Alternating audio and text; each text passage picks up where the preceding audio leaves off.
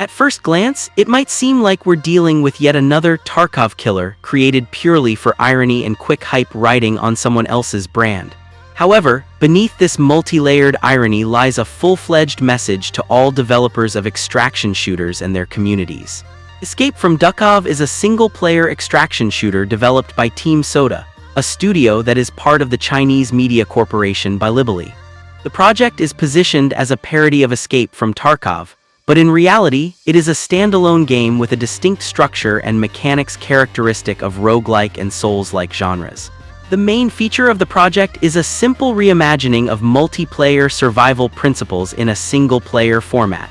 The player undertakes raids, completes quests, gathers resources, risks losing everything, and gradually unlocks new locations.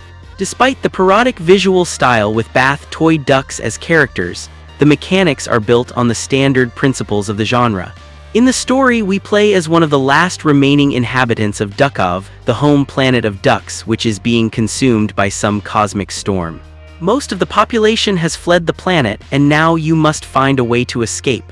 Along the way, you'll encounter bandits and mercenaries trying to survive amid the ruins of a dying civilization.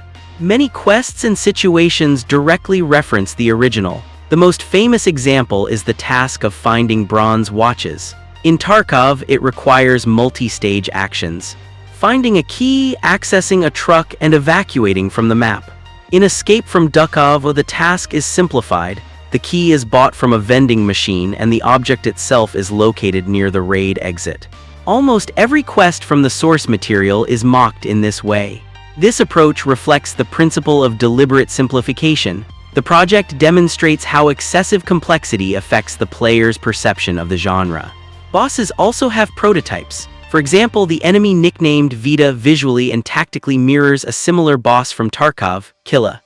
That one also sits in a shopping center, armed with a machine gun loaded with armor-piercing rounds, wears heavy armor, and behaves very aggressively toward both bots and the player. Although the combat tactics differ somewhat from a military-realistic shooter, the main difference lies in the requirement for constant movement. Boss fights are built around a dodge roll mechanic that allows you to evade enemy attacks and quickly change positions. Rolls consume stamina, and when it's depleted, the character becomes vulnerable. Additionally, dodge effectiveness is affected by equipment weight. Overloading significantly reduces roll distance and speed, forcing the player to choose between boss hunting and resource runs. Certain bosses are tied to special quests, requiring you to eliminate them repeatedly under different conditions, with specific weapons, no headshots, and so on. But this isn't the only gameplay feature borrowed from Software games rather than the parody's primary source. The game features 5 main locations that unlock sequentially as you progress. To travel to a new zone without replaying all previous levels, there's a teleport that can take you to any location, but you must first activate special beacons that serve as checkpoints and teleports. This system creates a linear progression structure with the ability to return to previously visited areas. Each location includes several points of interest, with enemies and valuable resources, the most precious of which are hidden behind locked doors. You can access these rooms using keys found during raids. Unlike multiplayer analogs, keys here have unlimited uses. To prevent them from cluttering your stash, keys can be submitted to a special registration machine, allowing permanent use in raids without carrying them in inventory. Besides doors, some maps feature destructible walls that can be blown up and remain permanently destroyed. Another similarity to the Souls series is the local insurance mechanic. Instead of paying for item return after death like in EFT, Duckov uses a system of retrieving items by revisiting the death spot, similar to soul recovery. The player can recover lost gear if they reach the death location before dying again. A second death destroys the inventory. Escape from Duckov uses an isometric perspective with the option to switch to a top-down view. This choice affects not only spatial perception but also combat mechanics. Isometry provides better visibility at long distances, while top-down eases control in tight spaces. Shooting is implemented via direct aiming. If the player shoots in an enemy's direction, base damage is dealt. If aimed precisely at the target, a guaranteed headshot occurs. The system accounts for armor classes and bullet penetration stats. Unlike Tarkov, there's no separation by specific calibers. It works for weapon types, pistols, assault rifles, sniper rifles, and others. Even with precise hits, the outcome depends on the opponent's gear level. Weapon behavior deserves special attention. Each model has distinct recoil, reload time, and effective range. Shooting feels balanced, neither overly arcadey nor excessively realistic like Tarkov. Holding the left mouse button causes the aim to drift from the initial target, so, like in other military shooters, you must counter recoil by moving the mouse in the opposite direction. The AI system is based on active enemy behavior in the environment. Bots constantly patrol locations, react to noise, light sources, and player movement. At the slightest suspicion, they move to the suspected sound location and search the area. Even quiet actions, steps, reloading, or using suppressed weapons can attract nearby enemies. Enemies are divided into factions that interact not only with the player but also with each other. A single map can feature marauders, mercenaries, and bosses with their entourages, all in conflict with one another. This leads to situations where enemies engage in firefights among themselves, creating a living world feel without needing other players.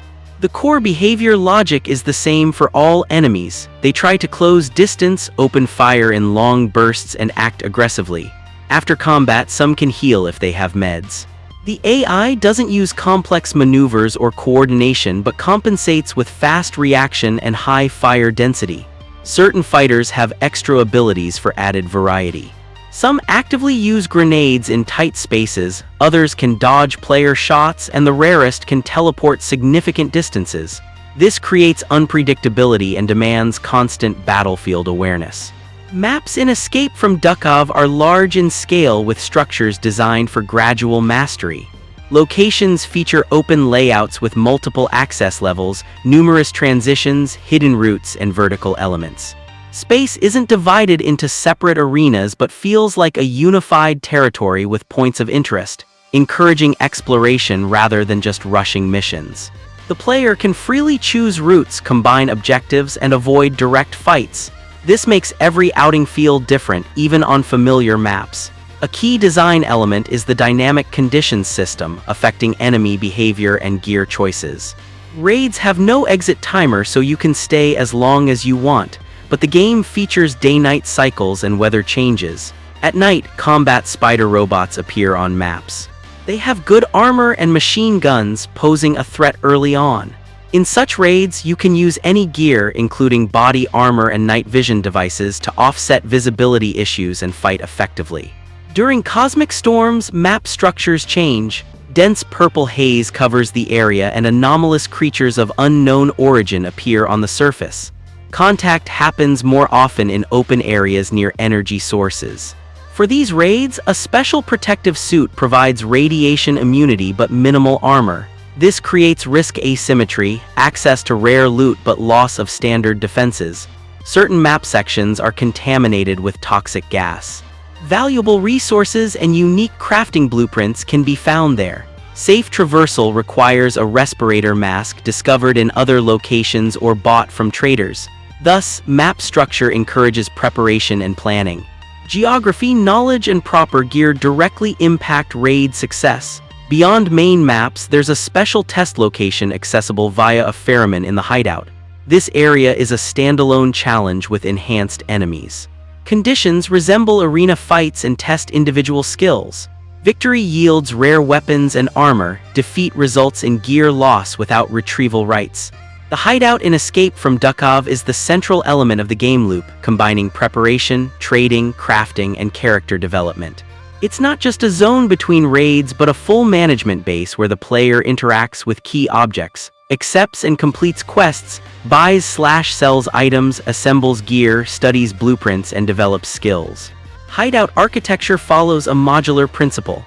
At the start, you have a minimal set: storage, vending machine, and architect's table. The latter unlocks new stations, trading zones, research centers, training areas, even a mining farm. Most elements have direct analogs to original Escape from Tarkov: storage for loot, workbench for crafting, trading terminals for economy access. However, Duckov adds the advantage of free object placement and rearrangement within the hideout. This lets players optimize space to their preferences and build their own base logic. Every object can be upgraded. Storage capacity increases, workbench unlocks armor-piercing ammo, modified armor, and weapons. Research module unlocks new equipment blueprints. Training zones boost personal stats, health, stamina, accuracy, hunger/thirst resistance. Some upgrades require rare raid-found materials or specialized tasks. The hideout economy revolves around resource extraction and exchange. Trading zones and black markets allow selling/buying rare items, with NPC assortments refreshing via related missions. In the end, the hideout adapts Duckov mechanics for single player while adding flexibility. Free rearrangement, simplified upgrades, and expanded functionality turn the base into a strategic development tool that directly influences raid efficiency and character progress. Escape from Duckov is a rare example of how a parody can demonstrate a more responsible approach to adapting multiplayer mechanics for single player. Structure, core raid principles with constant value hunting, location progression toward the title's escape goal. Primary focus is on a stable game loop, preparation, raid, return, hideout improvement, creating a sense of system and controlled progress. Despite limitations, Escape from Duckov serves an important function. It offers an alternative genre development model where priority is manageable difficulty and internal gameplay logic rather than flashy realism. In this context, the game can be seen not as a parody but as an experiment revealing the strengths and weaknesses of the system underpinning Duckov.